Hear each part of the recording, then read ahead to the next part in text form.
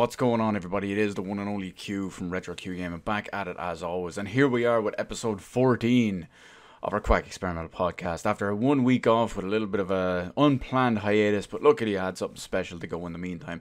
We're back. We're back with a new double stuffed 2 week ribbed for her pleasure episode, if you will. And well, we might as well get right into it, because first off, we got some good news.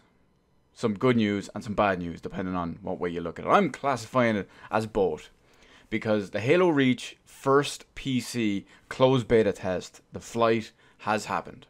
So that's promising. That's good stuff right there. Now, less than 100 people were selected for it. Sorry, less than 1,000 people were selected for this. So it's a pretty exclusive thing. The focus they had on was kind of narrow. They didn't want to go too big in scope. But unfortunately, I was not one of them. I'm absolutely devastated. I'm absolutely devastated. I was not one of the sub 1,000 people picked for the initial beta test. Here's hoping that I'm picked for one of the other ones, or that the game launches in a good state pretty soon. Because goddamn, I just want to play that. There's not much info on it out there. When the beta test actually started, 343 Industries put out a video running at native 4K 60 FPS and to show off what it would look like on PC, because they were using that build of the game. But there is a little bit of an extra problem in there. We can't really get much info from anyone else because there's a lot of NDA involved, non-disclosure agreements involved with all of that stuff. So the amount of YouTube videos, the amount of reports, and the amount of anything you find about it is extremely limited.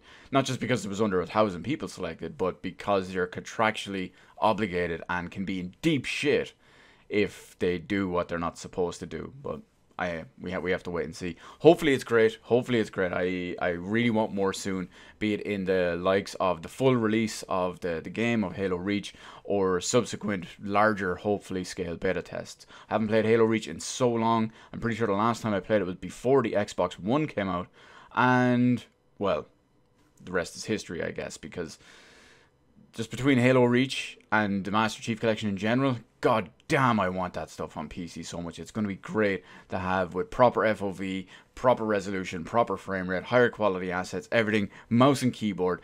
And by all accounts and all purposes and all everything, it's going to be great. With how they're doing it and how they're working on it and all as well. From what everyone reports that they have done and played in like public tests and all as well, I'd say the Microsoft Store or E3, whatever it was. Apparently it feels like a good PC game. It feels like a good port. And that's a good thing. That's the best of things. But moving along, we also got a kind of ninja stealth announcement that pretty much no one, I know me definitely anyway, expected. And that was the announcement and the confirmation that there is a third Ni no Kuni game in development. Now, someone's going to be all pretentious and try to be, try to be that guy that preaching semantics and whatever, and goes, oh, but there's already a the original one was a DS game, which was ported to the PS3 indifferently, essentially. You know what I mean? But if you know anything about the first Ni no Kuni Wrath of the White Witch game, you know what I'm talking about. But anyway, pretentiousness aside and whatnot, they have officially confirmed, Level 5 have said that there is a new game in development, the proper third entry in the series. We already have the first one, Ni no Kuni Wrath of the White Witch, and we have the second one, Ni no Kuni 2 Revenant Kingdom, which launched last year in 2018. Now, by all accounts and all intents and purposes, most people, myself included, will say that the first one was a better game. Second one was a little bit different. It wasn't as good, but it was by no means bad. Now, it's probably based on what we know and all as well, which is the fact that it's just entered development, is it's probably going to be a PS5 and PC game by the time it actually comes out. Who knows? They may actually put a why do I say actually so much? They may put a PS4 version and a PS5 version and a PC version all at the same time. But my guess is PS5 and PC, with maybe PS4 thrown in there as well. We'll have to wait and see. Anyway, it's going to launch. They have confirmed that it will launch after the upcoming animated film, which makes perfect sense, because if I remember right, that's out this year. Might be out next year, but I'm pretty sure it's out in 2019. And this game just entered development. It's going to take a couple of years. Obviously, it's going to be after that. I don't even know why they put that in there.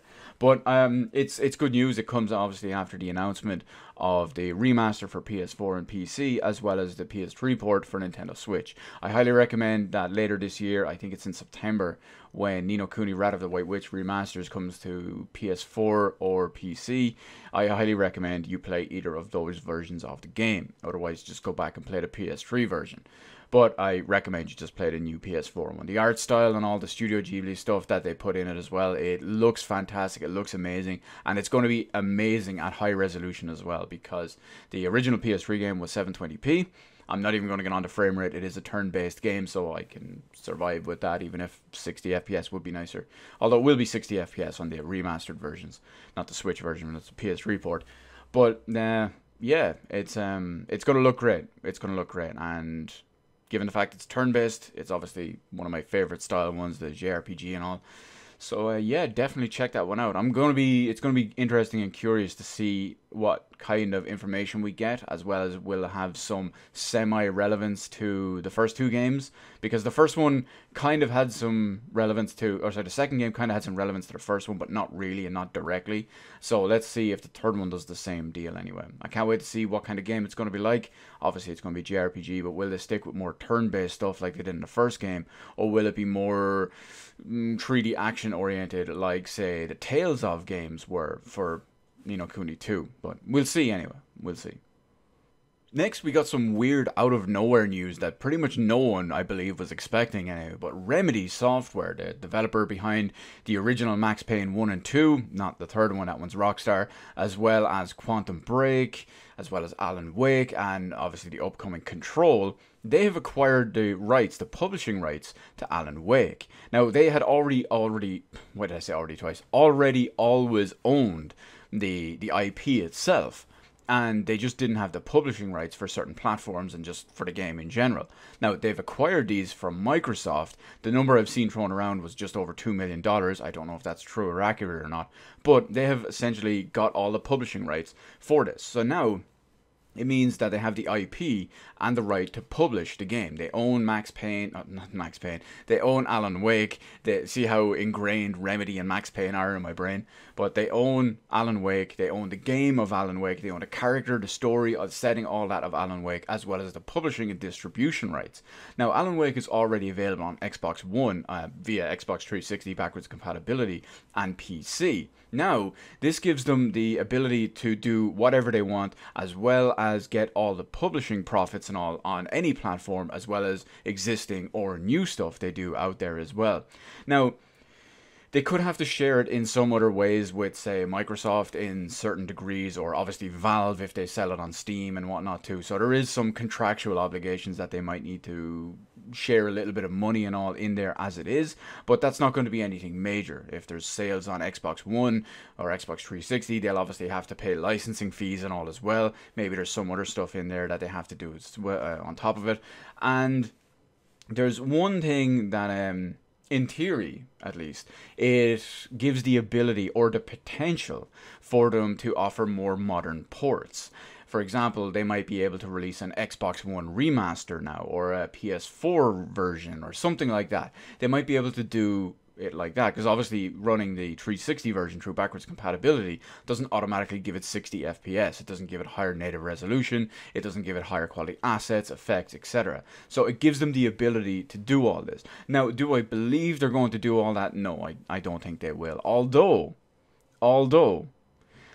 despite so many Sony websites running clickbait articles, not just Sony websites, you've got multi-platform ones as well, but between multi-platform websites and Sony websites the last couple of days running all the clickbait articles about it, well, it's basically just clickbait. I explained it in the situation of what this means right now. If you've read any of those articles, I'm sure you've read them and said, hey, wait, this is clickbait, fuck these people. So yeah, I just saved you some time if that was the case. Do I think a port or remaster is likely? I don't think a port to, say, PS4 or anything is likely. I would be highly stretched even, highly pressed is what I meant to say, to believe even a remaster was coming. I just think it's just publishing rights, and have it all there in-house going forward for their publishing rights, as well as their, obviously, their IP and all too. But I will say this. I will say one thing. With the current state of PC gaming, the quality, the hardware, the technology, the software, everything we have, Alan Wake would be probably the #1 game that would be a key player and an absolute top candidate for a remake because of one new implemented recently, at least anyway, technological advancement in gaming. Ray tracing. With all the light and the shadow and darkness in that game, ray tracing would be the absolute tits. Anyway, I don't know. We'll have to wait and see. I love Alan Wake. I highly recommend anyone out there go and pick up the PC version. It's dirt cheap on Steam during the sale right now, as it always is. Hell, maybe I'll just randomly gift people copies of it later today. I don't know. Maybe I will. It's what I do. I love that game so much. But anyway, I highly recommend you play it in some way, shape, or form. Be it on Xbox 360, Xbox One, or PC, the better version of the game. But anyway, we'll have to wait and see what happens if they do it. If we get a remaster, if we get a modern port of the old version, or if we get a full remake or new platforms or whatever it is. Next up, we got some Gears of War 5 news, or strange enough because it's just called Gears 5, kind of officially.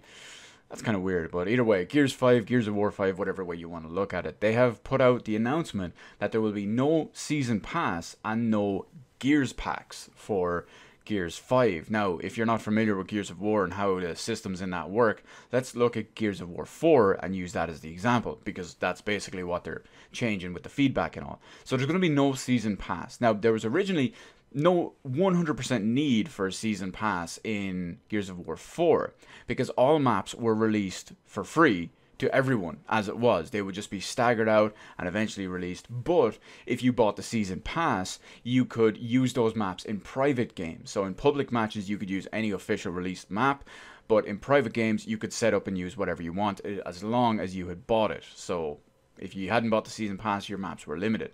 And of course, if you had the Season Pass and you played on official public maps, be them new or old, or not new or old, new or owned, you would have what they called owned bonus.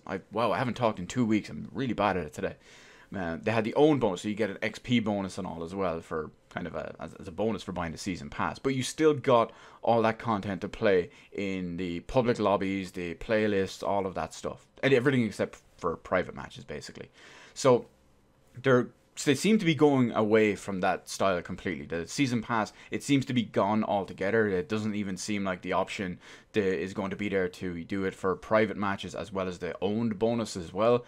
And in relation to the Gears packs, this one's going to be a little bit different too, because in Gears of War 4, you had Gears packs. You could earn, I think they're called credits or tokens. It's been a few months since I've played it. You could earn them through natural online multiplayer gameplay, and you could use those to buy packs. You would buy the packs, you could buy like a versus pack, which would give you bounties or whatever, or multipliers, skins, or rewards, whatever, that you could use for the versus stuff. There was ones for the Horde mode, which would have upgrading your Horde skills and all, and there was cosmetic ones, which would have new character skins, new weapon skins, that kind of stuff, new emblems, all of that. And they were all broken down into different packs. They were very similar to loot boxes in the way that they were just completely random. You couldn't see what was in them. You didn't know what you were getting. You would pull from pools of whatever. You could get duplicates. Hell, at one point I even got like 3 or 4 of the same thing into one box with five things inside it. So it was a bit of a mess in that regard. Luckily, pretty much all I bought was I obviously only used, what do you call them, earned in-game currency, no real money. But I only really ever bought the Horde ones. I basically only played Horde mode, so I was trying to upgrade all my skills. But anyway, it seems they're moving away from that. At least that's what it seems like, because the next little bit I'm going to talk about is a little bit, it's not so much confusing, but it's a little bit unclear. So all maps will be available for public and private use, like I said, but cosmetics will be direct purchases, not loot box. Now, this gives me this puts me under the assumption, or gives me the idea, that the boxes that you could buy which would have cosmetics in them, like character skins, weapon skins, emblems, stuff like that, it gives me, and it leaves me to believe that that kind of stuff will be sold as individual purchases. You could always just buy exactly what you want with your real world money in that regard. They did that for a couple of things towards the end of Gears of War 4's life, or, well, should I even call it end of life? It's still technically going until 5 comes out later this year. But the big one I want to get at is that for a couple of specific characters, they would have the ability to get them in a box, or in a challenge or whatever, or you could straight out buy that individual character, or you could buy a pack which had like all 4 characters that were possible. You would get straight up get the 4 specific characters that were available to possibly find in the boxes. So it leads me to believe that they're only going to be doing this for cosmetics. Whereas will the loot boxes or the gears packs or whatever still be available for, say, the horde mode boosters, the horde mode skills, the versus rewards, stuff like that? I think it's going to be that one, but it's good to see that it's not promoting loot. Now, I realize this is still a step down, and I'm going to get to this now in a second. It's good to see that they're not promoting loot boxes as hard and fast as they are, and it's obviously not a good thing that I have to say, oh, it's okay that they're not doing it the shittiest way, they're only doing it slightly shitty way. But it always seems like it's a lot worse when they look at it from the loot box aspect. To be able to just not get what you want and just kind of feed into it. It's like, oh, well, you have to buy all these boxes, you have to do all this stuff if you want even a shot at getting what you want. Some people will say, just go out and buy the character, but it's the lesser of two evils, if you will, but it's still two evils, and obviously I don't fully agree with it. Although, having said that, cosmetic purchases, I've always said, are the one... we'll call them the one microtransaction I can deal with, because it's just cosmetic. It doesn't give you any way, shape, or form, whatever. But at the same time, all that stuff should be earnable in-game. See what I mean? I don't know. But anyway, Gears of War 5 is going to be coming out later this year. They just had their first technical versus test. They have a Horde one coming up next month. I completely skipped over the versus one. Don't know anything about it. Didn't care. Saw the spec for it too. And I cannot wait for the Horde one next month. I'm going to watch that. Maybe even get a chance to play it if they put out like a public test of it. But anyway, come September, I think it is, I will be playing that. And thankfully, it releases on Steam. And I'm going to be playing that again, like I said. And I will absolutely love it. Hopefully, at least, anyway. I'm going to play the story mode. I'm going to play the shit out of Horde mode. I'm not going to touch versus multiplayer at all whatsoever. I don't know if I'll try that new 3-player escape thing or whatever it's called. Maybe I'll try it. Maybe I'll see how it goes. But, yeah, for Gears of War 5, that's it until probably sometime next month. So there's another story making the rounds, usually on the PlayStation forums these times. But it's kind of something that, as you'd expect, most people will just completely overlook and jump to the fanboy side of it. Because usually it's presented in a positive light from, well, the single camp websites.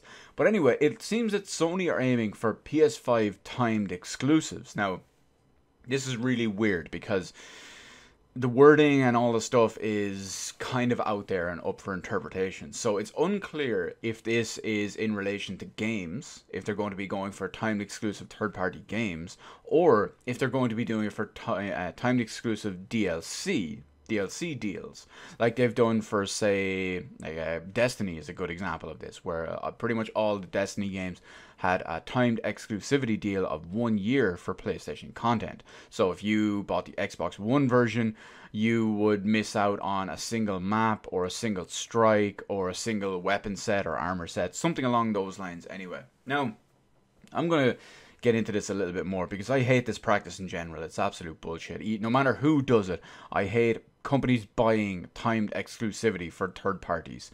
It's bullshit when Microsoft did it. It's bullshit when Sony did it. It's bullshit when Epic did it. It's bullshit when Nintendo do it. It's bullshit when anyone do it. So, I mean, it's to try make you feel the need to buy the game on their platform. Because essentially, for people who are paying the same money, let's say Destiny is, what, €70 on Xbox One, €70 on PS4, yet you're both paying the same amount, you're getting less content in the game. And they want, Sony, for example, want you to feel the need to buy it on their platform. But the kind of sickening thing is some people will feel the need to buy it on that platform. They will feel it, even if it's only like a little small thing or a little bit they're missing out on. Maybe it's if you play a lot of PvP in Destiny. I don't know why I keep using Destiny as the example, but if they play a lot of PvP in Destiny, that's one other extra map that's out of the rotation. If they're playing if they just play PvE, they're missing one extra strike. They're missing weapon sets. They're missing rewards, things like that. So it's kind of bullshit. But you have the fanboys out there defending this practice. Now, I don't know about the Destiny one in particular, but with the upcoming news of Sony pursuing timed exclusivity deals of some way, shape, and form for the PS5, you have the Sony fanboys out there, oh yeah, lock this down, lock that down, blah, blah, blah. You have to remember, console wars are only created by the fanboys out there. I realize to a degree, there is a real legitimacy form in some way, shape, and form of the console wars, or at least the perceived ones. But the stuff nowadays, or hell, for the last maybe 10, 15 years, that people know as the console wars, are really just fanboys fighting between each other. It's some like weird fanboy propaganda hype train that they're just fighting us against them kind of thing. Now, okay, here's the funny thing though. This is what I don't get. For years, literally years, during the 360 and PS3 era, and even during the PS4 and Xbox One era, Sony fanboys were out there saying, oh, fuck Microsoft, I'm buying timed exclusivity. Fuck Microsoft, I'm buying timed exclusivity. And you'd have companies, you'd have people talking about Sony and saying, hey, look at this company, and this company, and this company, and this company that Sony paid to have timed exclusivity. And the fanboys would just be defending it. Oh, that's different. Sony aren't doing that. Fuck Microsoft. Fuck GTA 4 and their DLCs. You see what I mean?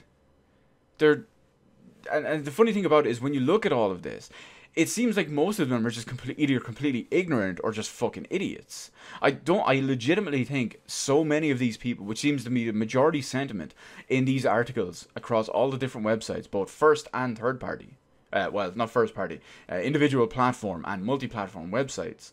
When you look at here, there might be 200 comments in each one, and 180 of them are the people defending it. It's the vast majority in these cases. I just don't get it. They're either completely ignorant or they're purposely ignoring the facts and the truth. And no matter what it is, sure, the 360, Microsoft did a good bit with the 360 era. Sony did a small bit too. But Sony pretty much did it bigger and more during the PS4 era, which is a bigger era in gaming than the previous generation is. So, et2 Sony? Fucking fanboys, man. Overall, I think this is obviously a bad practice. I don't like timed exclusivity, no matter who it is. Even if PC gets a game first, even if Steam gets a game first, even if, say, Sony get a game first, or Xbox or Nintendo or whatever. But it's just a bad practice overall, and it paints a bit of a bad picture, negative light for everyone. And I just think it's bullshit, and it needs to stop. People need to stop buying into it, because if you stop buying into it, well, then they have to stop doing it. Well, you think they would, because they'll realize, well, maybe, this isn't paying off. People are going to buy this version anyway. People are going to buy the other version anyway. I don't know. I just think it's so stupid. Now, this next one is going to be a really short but really weird one. It's been announced officially that Square Enix are going to produce a live-action Final Fantasy XIV TV show. Let me say that again. A live-action Final Fantasy XIV TV show. That just blows my mind. How is that going to work? How is it going to happen? We don't know. Is it just going to be real people in like a complete giant CG world? Will they be just walking on green open hills the entire time? Will it be shot in a desert or in a forest? It's so weird. What's going to happen with the Mikode? What's going to happen with the Aura? What's going to happen with the Viera? What's going to happen with the Rotkar? What's going to happen with fucking anything that's not human in it? It's going to be so weird. And are they going to do an original story? Are they going to set it in the same universe? Now, I say same universe. I don't just mean set it in Eorzea. But, it's, there's all the stuff that's going on during one of the games. All the stuff that's going on during one of the expansion packs. Off in the distance, we hear about it. And is it just going to be following other people? Is it going to follow the Warriors of Light? Is it going to follow the Scions? What's the deal? It's going to be really weird. But I don't know. Square Enix don't have the best track record with non-gaming media. Well, no, I can't say non-gaming media, because their music is fantastic and that does well everywhere. But does anyone remember a little known IP, a little known product some people might know of if you've ever heard of it? I believe it's called Final Fantasy: The Spirits Within. Remember that? Sure, someone's going to go, oh, but Advent Children, oh, but a Kingsglaive, oh, but this, that, and the other. Yeah, remember Spirits Within? I don't know. We got to see. We got to wait and see how this goes. There's no production teams involved. There's no anything attached, or a release date or tease date. No anything at this point yet. But we'll just have to wait and see. I don't know how I feel about it. I think I'm just going to have to wait and see, and just I'll probably watch at least 1 or 2 episodes. I usually watch at least 3 episodes of something unless it's really, really, really bad, and then I'll just give up after one. But I usually give about 3 episodes as my litmus test to decide if I want to watch something, if it's interesting, if I want to see if it gets a bit better, or what's the deal. But I don't know. Here we are halfway through 2019. I'd say probably at some point in 2021, when it starts coming out, I'll check it out. If I still give a shit by then. Final Fantasy XIV Shadowbringers is really turning me off. But anyway, I digress. Now, next up, I'm going to bring in a little bit of a retro topic. You notice I probably haven't had a huge amount of these in the podcast episodes, specifically because of the reason that I basically put retro collecting and retro purchases and all on hold about 8 months or so ago. But I still want to talk about this one because it's very, very interesting. And there's a company out there called Eon. They've previously made a GameCube HDMI adapter in the past, one that could output properly because of the whole issues with the GameCube's component cables and the component port and all that too. But they put out a GameCube GameCube HDMI adapter. And now they've gone one step further and went one step more backwards, if you will, one step further. And they are launching a plug-and-play, as they call it, Eon Super 64 HDMI adapter. It's a plug-and-play HDMI adapter for, as the name suggests, the N64. It's going to launch at $149. It has a couple of different modes, like a classic mode, which keeps the sharp pixels all nice and jaggy and razor sharp, 90-degree angles everywhere, pixel perfect kind of stuff as you would love. And it's got what they call slick mode, which has a kind of an inbuilt filter, and it smooths the jagged edges, makes it look a little bit more anti-aliased. And, well, to some people, it can go 50-50 either way, but to some people, it looks a little bit slicker, hence the name slick mode. And the big reason for that is the N64 has a lot of... the N64 is in... It's got that, what do we call it? Extremely rough 3D look. It was in that era where 3D was just really becoming a big thing in games, and the N64 has aged horribly in many of its 3D area regards, and some of the games are woo lad. Some of them still hold up pretty well, some of them look great with the jagged edges, some of them just look good overall, and they look fine and acceptable overall. But then you've got something like the Eon Super 64 HDMI adapter for people out there who want to go that little bit above and beyond. It was especially notable for the N64 because unlike a lot of the previous consoles, or well, I say previous, I mean previous from now to anything retro basically, it was one of the few consoles where you couldn't properly RGB mod it, simply because Nintendo pretty much didn't include the RGB related output on the board. For some of the consoles they put them in there but they didn't connect them up, or for some of them they put them in there, they even connected them up but they didn't have the proper output for it. But on the N64 it just wasn't there at all, so there was a big problem with that. But this just pops in the back, it's got some stuff and does its little magic and its internals and all too, and it outputs properly on HDMI. It's not just a converter, but it will do work a little bit of magic with the signal as it does as well. Think something akin to the analog Super NT, and obviously it's not FPGA, but just think of how that outputs at higher resolution and over HDMI with a digital image. So you get the idea. I think this will be great for some people. Obviously, it's going to be great for anyone who wants to use their N64 on a modern TV. If you connect up an N64 on a modern TV using a regular old composite cable, or a SCART, or even, God forbid, an RF cable, you're in for a bad time. But for anyone out there who wants to play a lot of N64, this is a very good option for them. Obviously, some people want to get a FrameMeister and work it that way, but this, for the N64 at least, this might work a little bit better. We have to wait and see because of how the output is, and once it's analyzed, and well, the actual picture quality is the big thing. Because, well, the N64, like I said, is one of those really weird ones with its video output. So we'll have to see how it goes. I personally have no need for one. I won't be buying one. I just think it's a very interesting product to talk about, mainly because of their experience with the GameCube version and the N64 version. Now that I think about it, both of them are for really weird consoles with kind of a roundabout way of doing video output. When you think of the component cable and the component port and all that on the GameCube, as well as the inability to do RGB properly and all on the N64, they've made ways around this, doing all sorts of stuff. So yeah, it's definitely a good time to be an N64 retro gamer.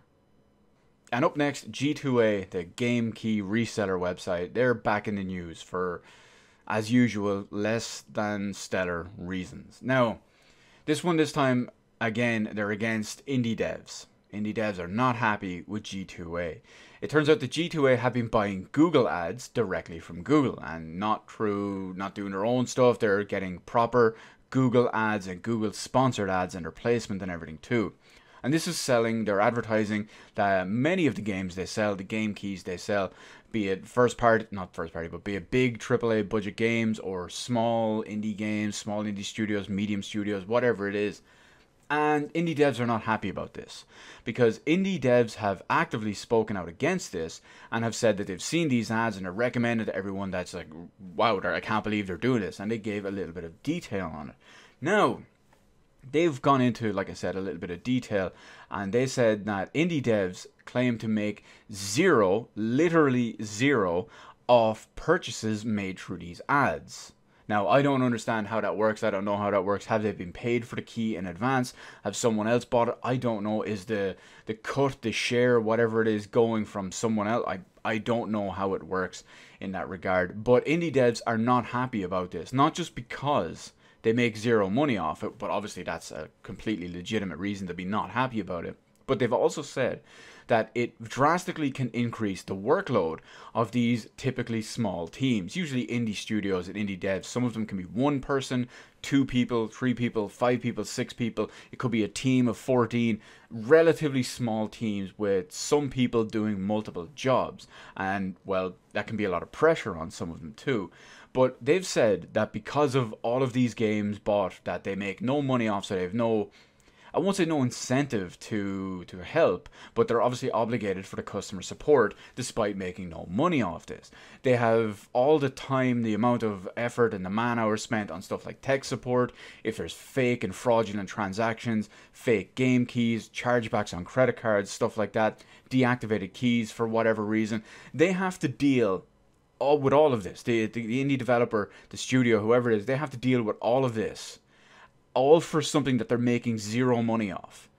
I mean, it's completely understandable why they'd be pissed off about this. In fact, given this exact situation and the current one going on with G2A and their Google sponsored ads and making zero money if you're an indie dev from them, they have actually came out. Many indie devs have came out and said that, listen, if you don't want to pay full price for our game, if you were just going to get it cheaper from a key reseller, or if, you don't want to pay for it or whatever, just pirate the game. These indie developers are telling people they would rather them pirate their game than use one of these websites, which makes sense when you think about it. Instead of like buying a key from G2A, it makes sense because if I pirate a game, I can't go to, I don't know, distributor. I can't go to publisher. I can't go to the developer to get tech support because they're not obligated to help me because I have not purchased their game. They don't have that onus, if you will. Now, that's because if I pirated the game, if I did buy it, even if I bought it from G2A and the developer saw no money off it, they would kind of have an incentive or have a reason to have to help me. But it's easy. You see why they want to cut this down. I completely understand why they would do that. Why they just said, "Hey, listen, pirate our game. That way, if you have any problems, we don't have to help you.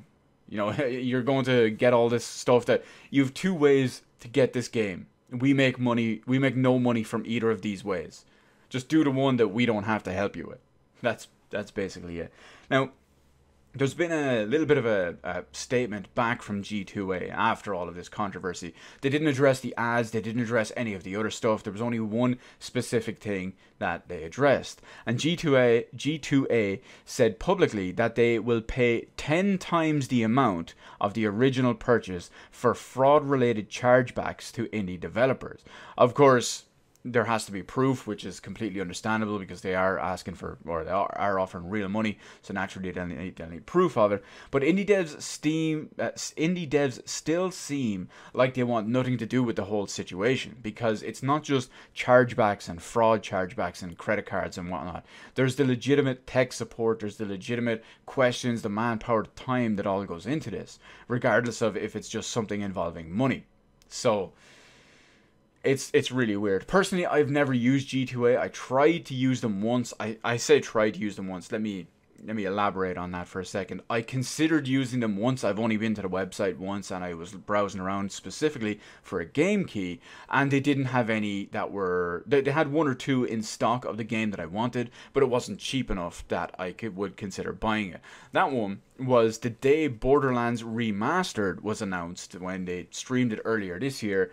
And Borderlands 1 wasn't on sale on Steam at the time. So I went back and I looked. It was like, where can I went to my usual one that I used to go to. I haven't gone to in forever. But I used to get game keys from World of CD Keys.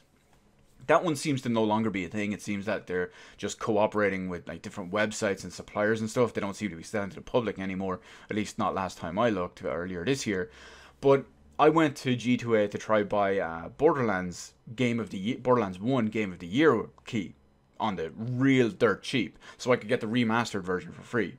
They didn't have it. I think the game was base €25, and the cheapest I could get it for was like 12 or 16 euro. I said, for something I only probably want to play for an hour or 5 minutes or whatever, fuck it, this isn't worth it. If it was a fiver, I would have picked it up. But that's my experience with G2A, and that's really it. I know it is fairly popular. It's one of the bigger websites out there between G2A and Green Man Gaming for grey market game keys.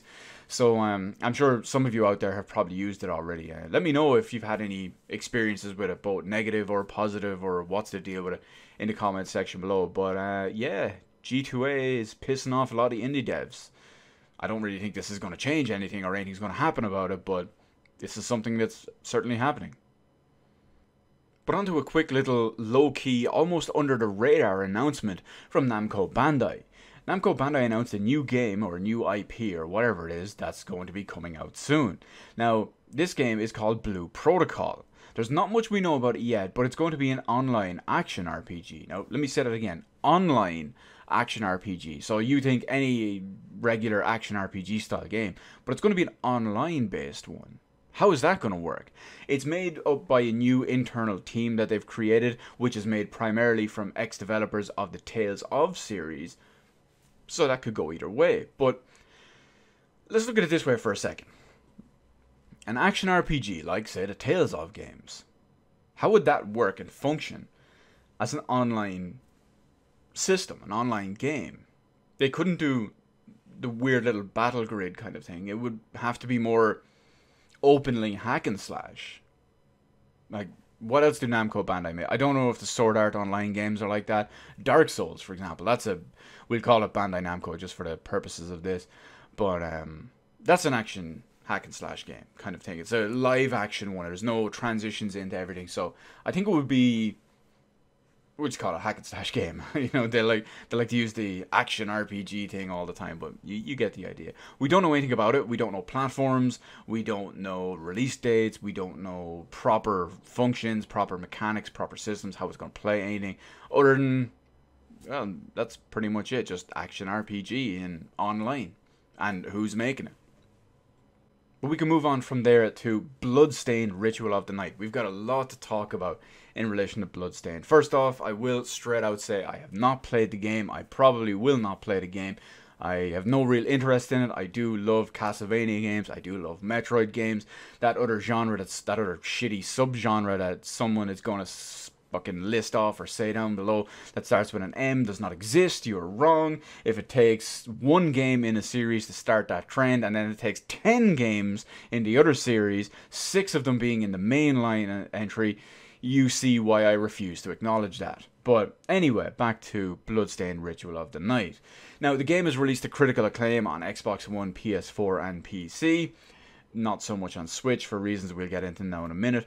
It's been critically acclaimed by websites, even though they are completely irrelevant. But the big important one is it's critically acclaimed by many, many gamers world over. The people who actually give a shit about it, not the people who are paid to pretend to give a shit about it or drum up controversy everywhere.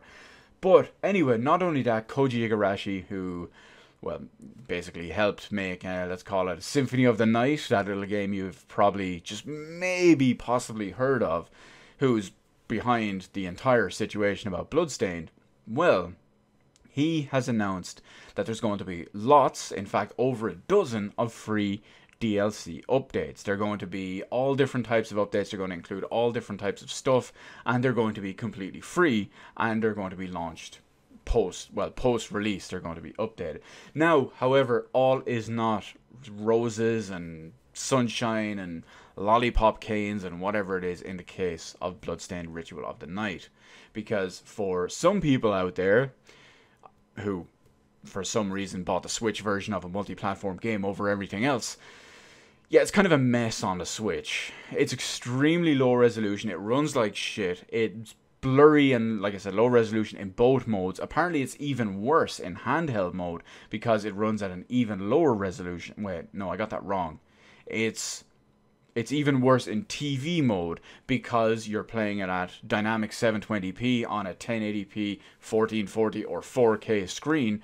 And apparently it's even so bad that it runs really, really low resolution and looks pretty bad on a small 720p screen on the Switch. Now, that of course is in part due to the extremely low quality LCD in the Switch. Someone's going to be out there, oh, cute, the Switch LCD looks great. It's objectively a low-end bad screen.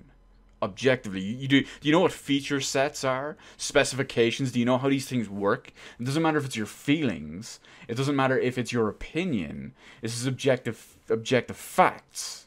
The Vita has a better screen. The Vita had an OLED screen for its original model. That looks fantastic. Have you seen the side-by-side comparisons of games that launch on the Vita and on the Switch? They look like absolute shit on the Switch because of the terrible screen. But they have an OLED screen in the other one.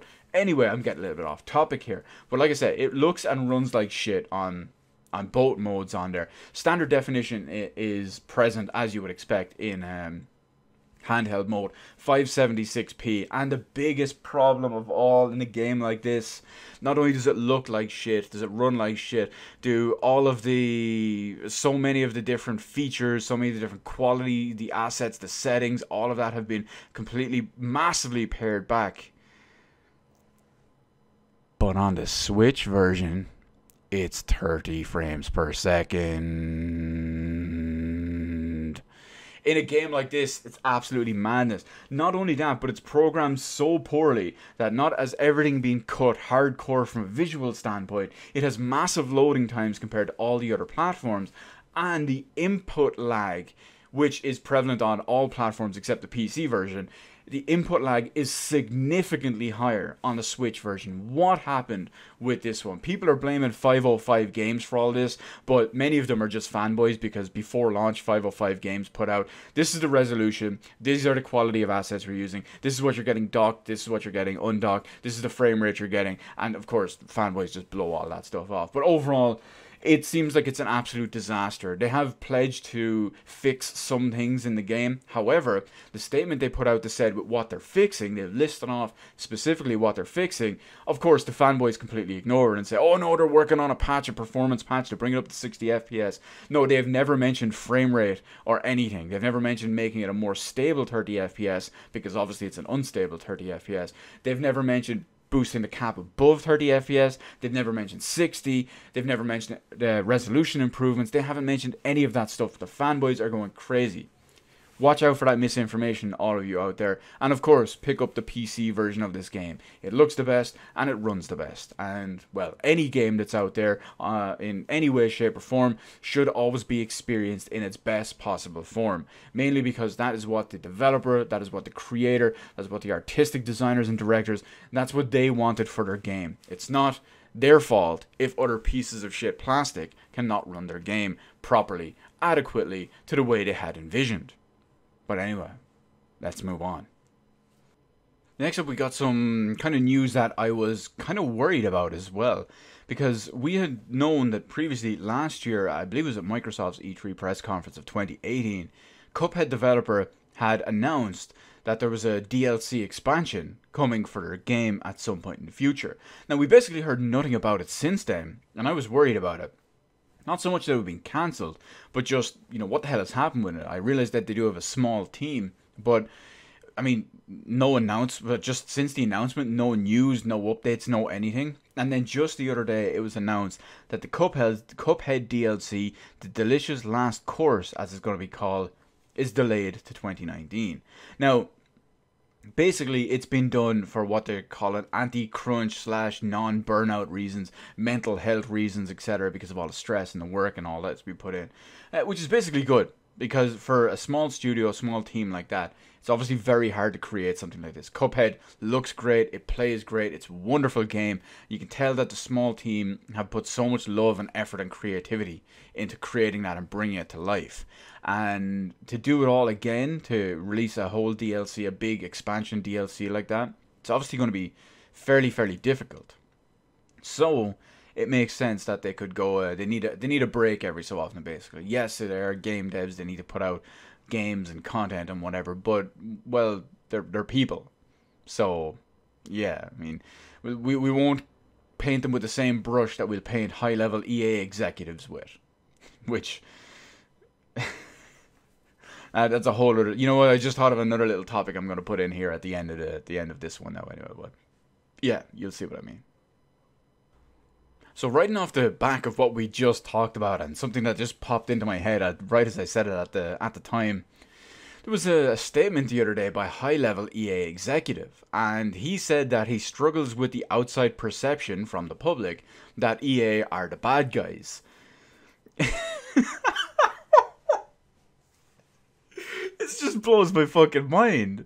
A company that is known for drastically dumbing shit down to the point where it no longer represents or resembles the original product that people know and love, and then shut down and kill the studios, the IPs, fire the people and all as well, when their hand in the project, EA's hand in the project, corporate hand in the project, is the one responsible for all of this. These are people making 6-7 figure salaries. These are people that are, whatever we call it, like out of touch and ruining the product.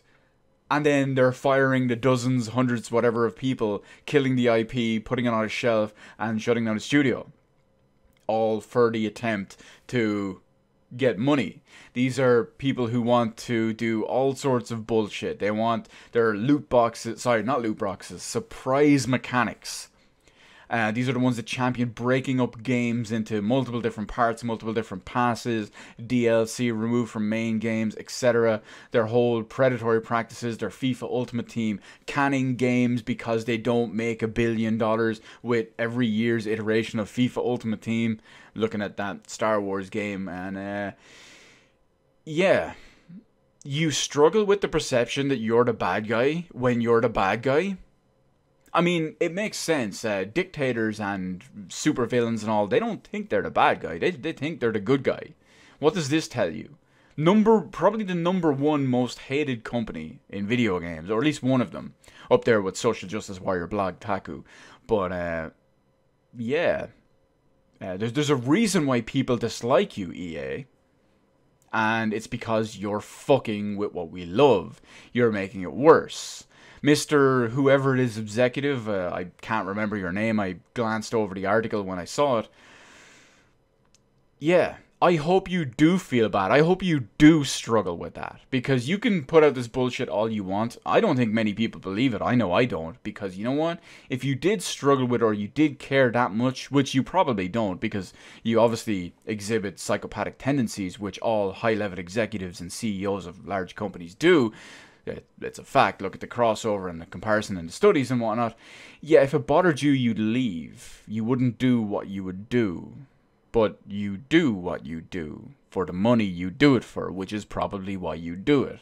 Although I'm sure there's a few people in EA and some of those companies that do it just because they're all types of weird sadists and love to just fuck with other people. But yeah, I hope you do feel bad about it. And I hope it sinks in and hits you like this, that you are the bad guys. We do hate you. It's not just your perception that we hate you. We do hate you because you are the bad guys. Stop fucking with everything we love. Stop ruining everything we love. And maybe you won't be the bad guys. And maybe you won't be voted worst company in America 2 years running. But now onto one of the bigger topics I want to talk about for this video.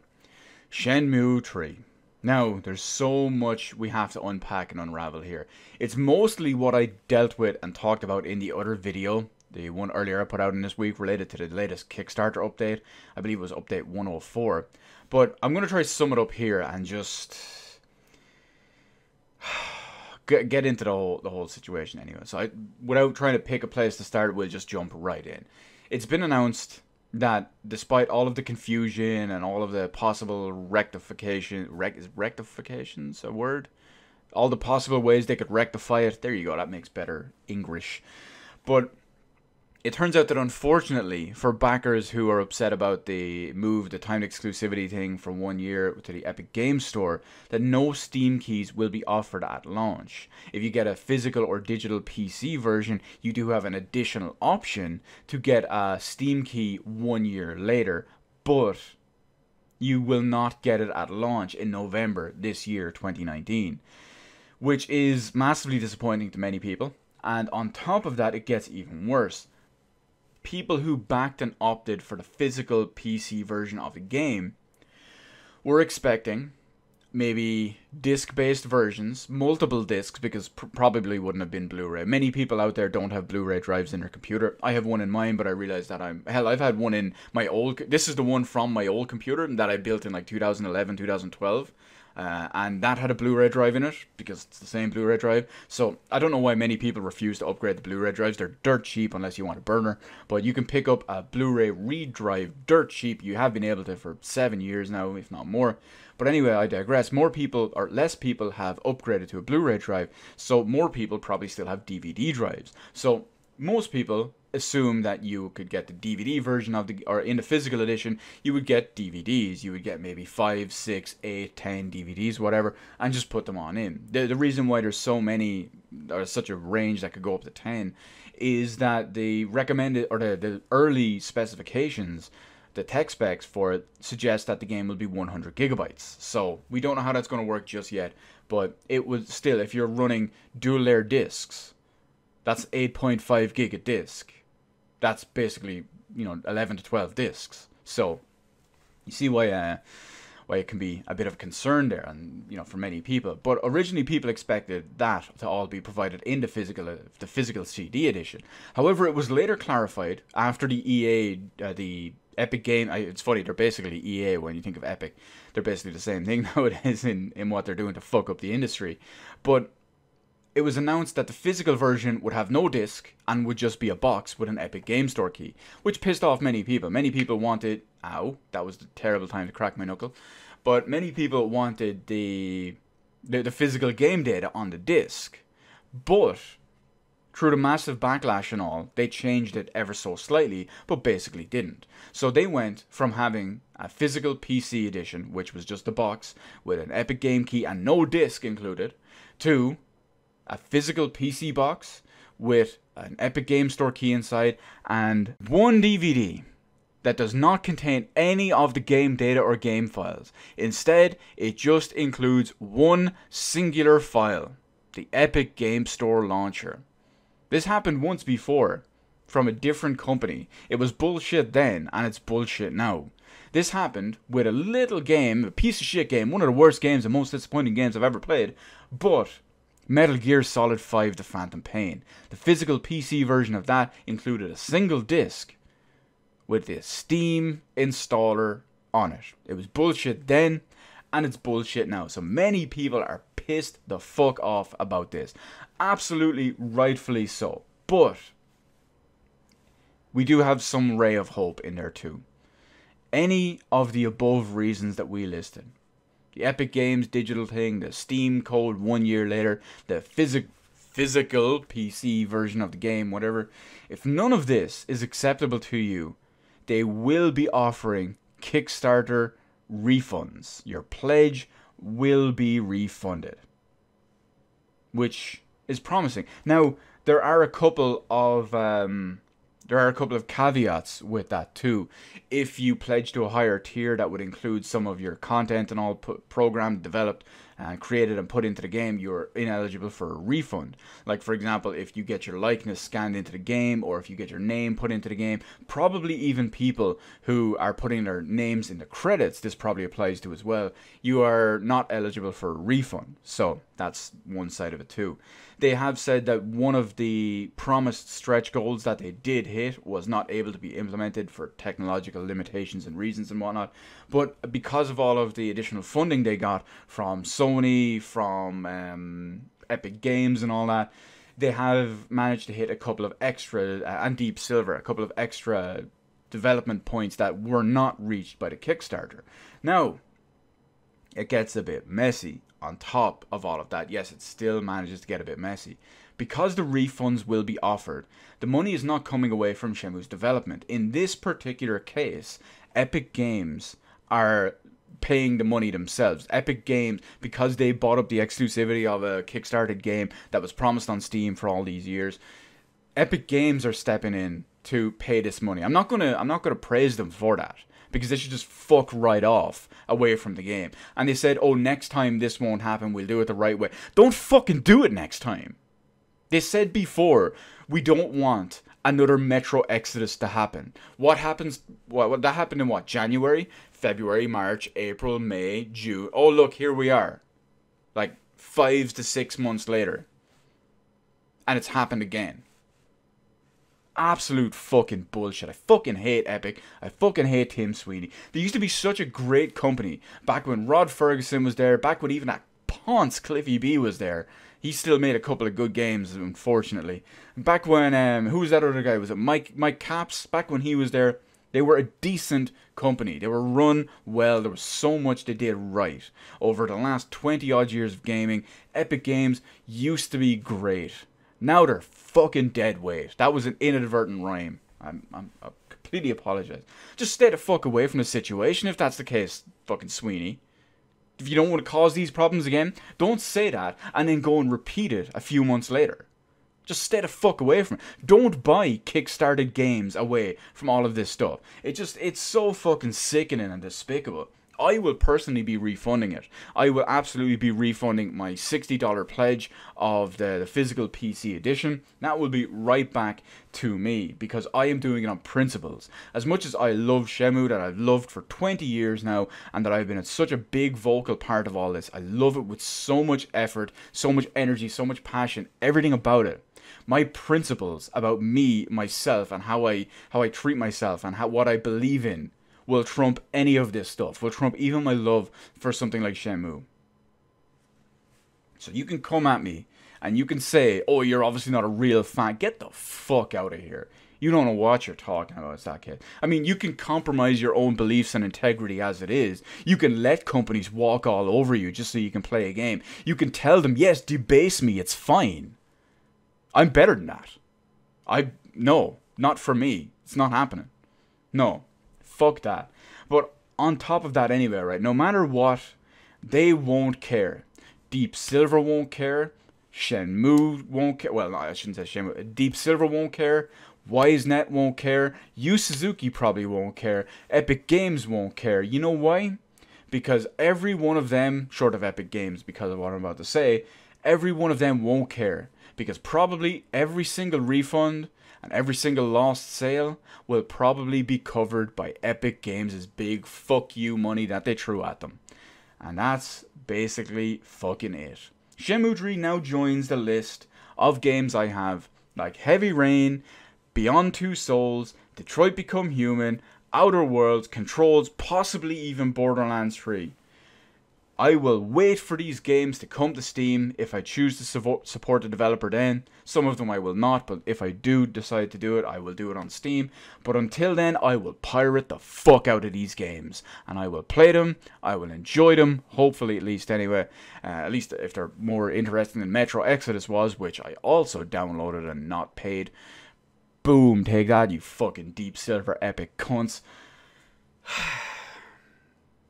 It's just such a fucking bullshit situation. I wish they'd just fuck right off anyway. But I have more to say about the Epic Games Store in the next little segment.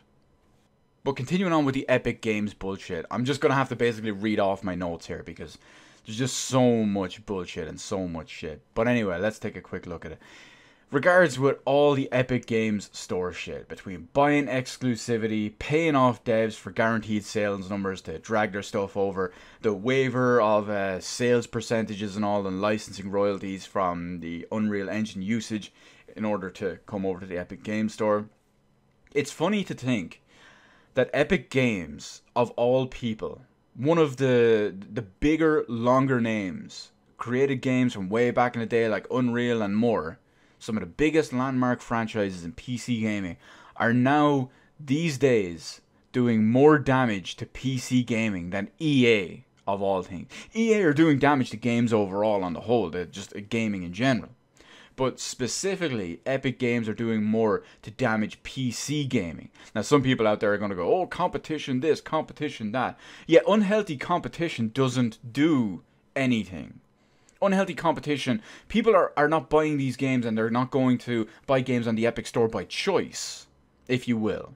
They're not doing it on preference. They're doing it because they have to. I realize someone's going to say, oh, but Q, you don't have to buy a game. They're choosing to go there to buy it. Yes, because they have no other option to play the game that they want. That you should be able to play it wherever they want. I would have no problem with these games launching everywhere. If they launched on Uplay, if they launched on Bethesda, if they launched on GOG 2.0, the launcher for your launchers, if they launched on Epic at the same time, and Origin, and Uplay, and Bethesda, and everything. Blizzard, fucking everything. Steam, all that stuff. If they launched on all of them at the same time, that'd be fine. People would have the option. But here's the problem with that. People would not go to Epic Game Store to buy these games. People would go to Steam to buy these games. So you see what I mean? People are going to go to Epic Game Store. The ones who are going to buy these bought up timed exclusivity. Let's use myself as a poor example. This is obviously in no way reflecting on my real views on how I'm ever going to not buy anything on there, but you'll see my point. Let's say I was going to buy Heavy Rain, Detroit Become Human, and Beyond Two Souls on the Epic Game Store. I would go to the Epic Game Store, I would buy those 3 games, but I wouldn't start buying my other games on there. I wouldn't buy games, I wouldn't just swap over just automatically to use that as my regular client. I wouldn't buy, if I had the option to buy, I don't know, what's a game that's coming out on everything? Vampire Bloodlines The Masquerade 2, or whatever the fucking proper title is. That's coming out on everything. Cyberpunk 2077 is coming out on everything. Am I gonna automatically start using the Epic Game Store to buy my multi-platform? Absolutely fucking not. No one is. That's ridiculous. People are only going to go and buy the games they have to buy there. And then they're going to go back to Steam or their preferred launcher, which is 99% of the time Steam, to buy their regular games from wherever it is. See, this is why it doesn't, the whole competition thing doesn't work. Because people are only going there because they have to if they want that game. They're not going there because they want to. They're not going there to swap over. They're not going to just change it over to that. It's absolutely madness. But here's the funny thing about it. I use this to compare the EA thing that I mentioned a second ago. At least when EA pulled games from Steam and stopped releasing games on Steam, they only did it to their first party games, which again I have no problem with. Epic doesn't really have any first party games anymore. You can't really call Unreal Tournament first party anymore because it's not in development. They've got Fortnite. What else do they have? Nothing. Basically nothing. In fact, I don't think they have anything. They have the Unreal Engine, which doesn't count. But EA brought all their own IPs, their all owned games, their own series, stuff that they owned, and they took them to their own launcher, to EA, to Origin. There's nothing wrong with that. That's their prerogative to bring their products, their own everything, to that. Epic aren't doing that though.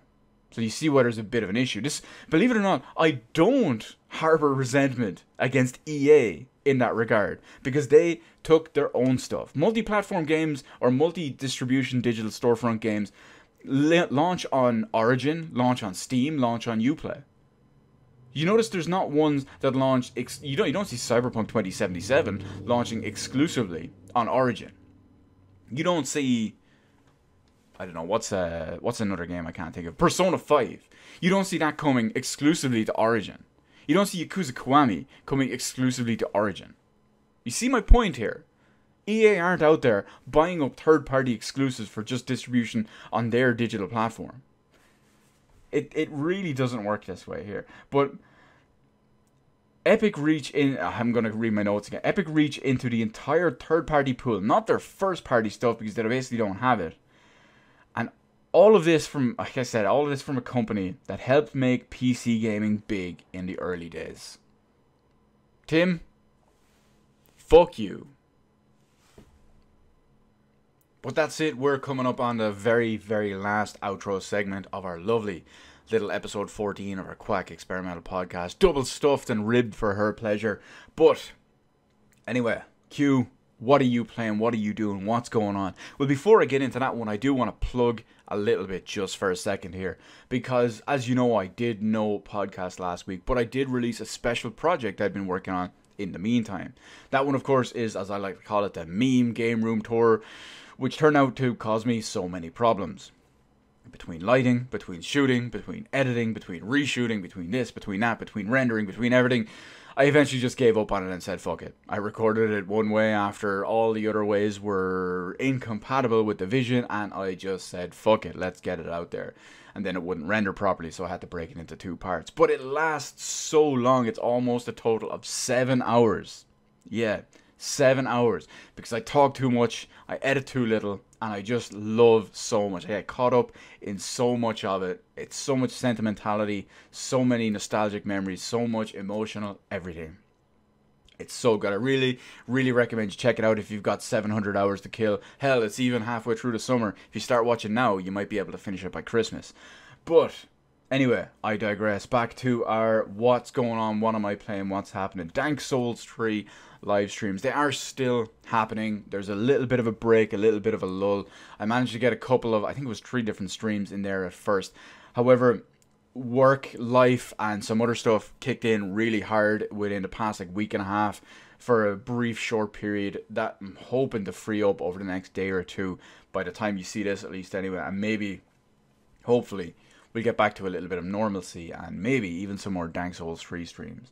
But on top of that, the collection of mana, I won't say I've put on hold, I just barely got a chance to play it because of all of this and everything going on. I'm just about to finish Secret of Mana, and then maybe I'll do a little bit of grinding for weapon orbs and armor and top tier stuff like that, and then have a master maxed out file as I usually do, and then move on to Trials of Mana. Still not sure what I'm going to do, if I'm going to redo my usual Hawk story, or if in an first official translation, or if I'm going to try out one of the other ones that I haven't done in so long.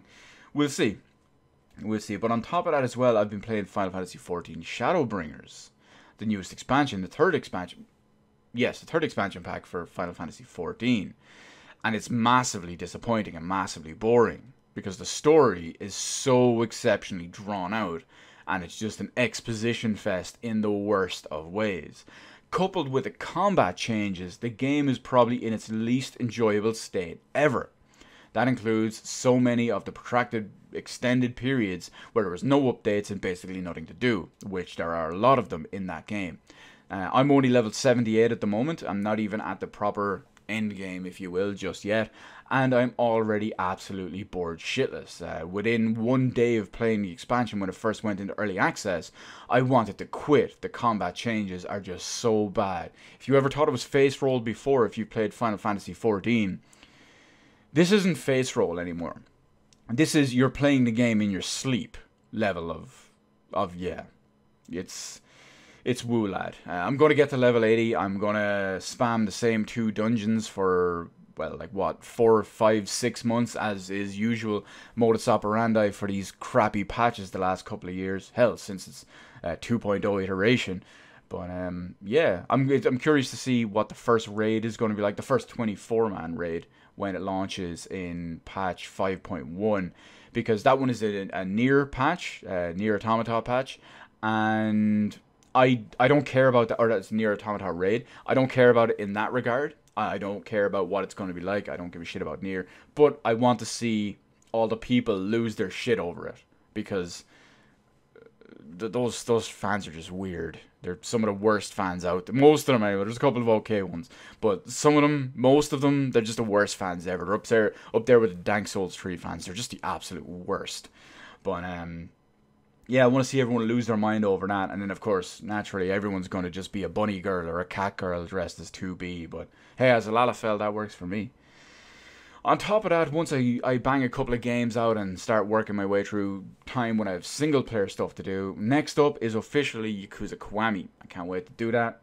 Played Yakuza 0, my first proper Yakuza game, fairly recently, and I'm looking forward a shitload to move on to Yakuza Kiwami. Not much to say about that. I've said it a few times in this, so I'm not going to harp on about it for ages. I have played Heavy Rain on PC, of course. For those of you out there who know about it, you know that I managed to get my hands on that. Wink, wink, nudge, nudge. Say no more. Say no more. But yeah, it's great. It runs really well. It's 60 FPS. It's got an extremely high native resolution, and it's a good game. I love it. It was my game of the year for 2010. May have also had something to do with the fact that I was massively depressed and in a dark place when that game launched, and well, that's just a dreary, depressing game, so maybe that's why I loved it so much at the time. But I still do. I still play it. I still love it. I still enjoy it, even if one of my friends who claims to be a massive David Cage hater is obviously a massive closet David Cage fan. You know who you are. You'll see this video. You know who you are.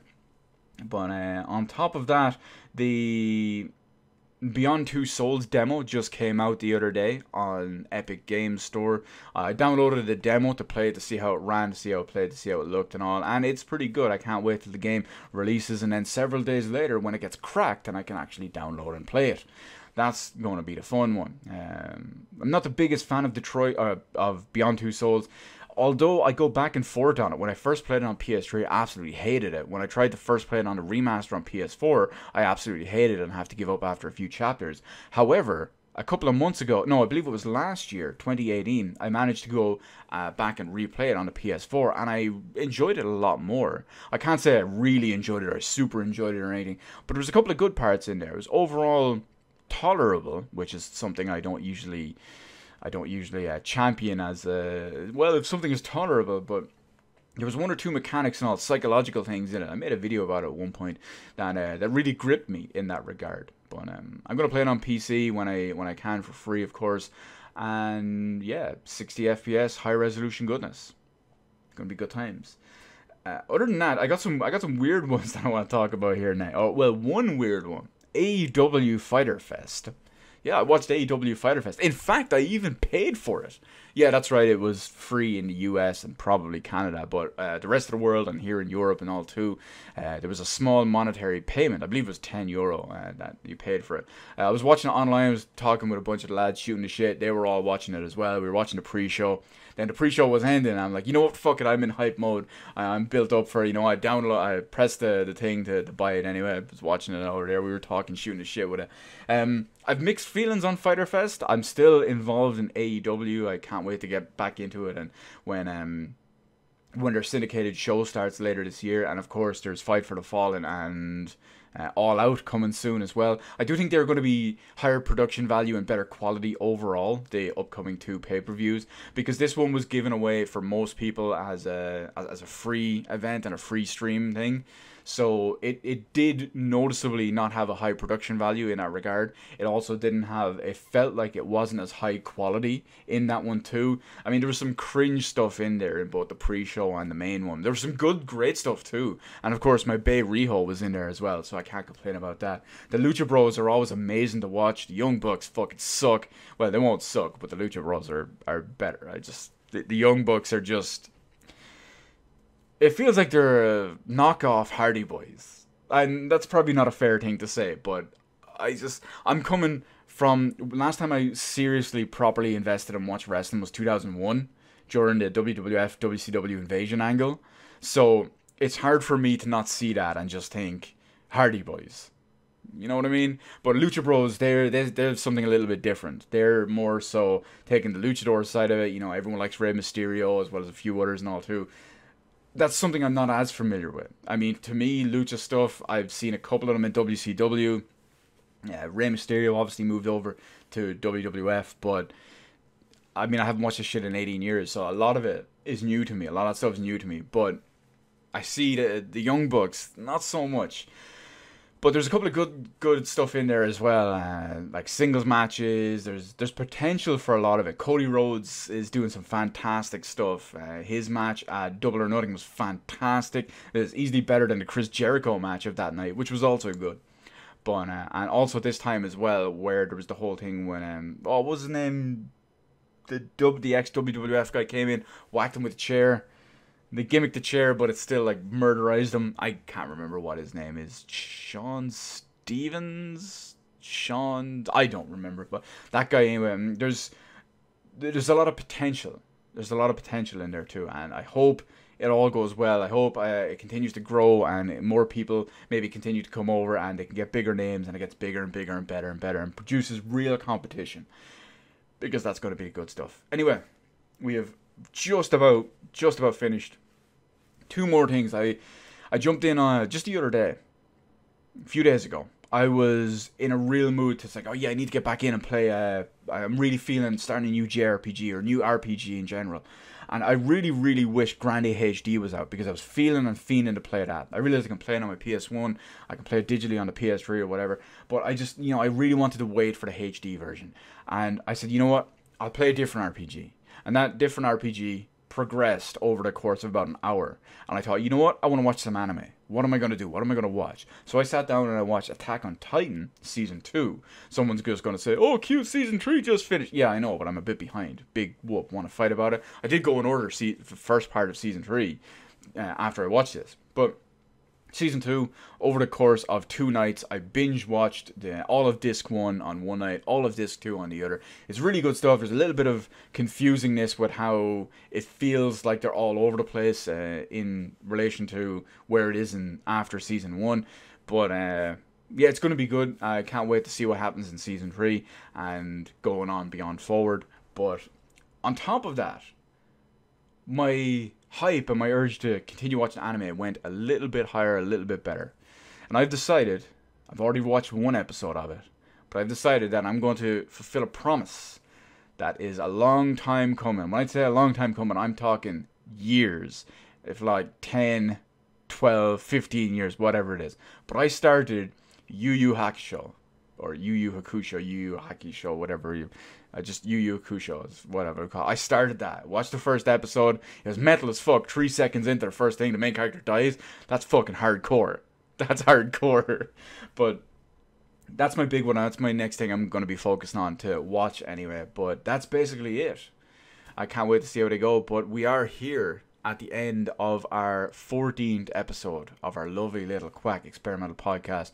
Double stuffed and ribbed for her pleasure, of course. And I want to thank everyone for hanging around, sticking with me and enjoying all this, shooting the shit, as is in the comment section below. Whatever it is you need to do, let me know in the comment section below if there's anything you feel that I should talk about, hear my opinion on, whatever it is. Feel free to slide into those Twitter DMs as well. They are open for the exact same reason. Can't promise I'll talk about it, but can't promise I will look at it and give it legitimate consideration. But until then, let me know how I did on the video by hitting the appropriate button, thumbs up or thumbs down, whatever it is. Head on over, hit the subscribe button, and even ring that little notification bell. Because, hey, you want to get notified when this stuff uploads. When there's a new episode every Saturday or every Sunday. Sometime every weekend. That's the big one. The important one that everyone needs to know. I know, getting an update from notification and all from YouTube in current year is a whole other story. But at least you can say you tried, am I right? As always, thank you so much for watching. I will see you next week with episode 15. Peace out, guys. And remember, winners don't play switchboards.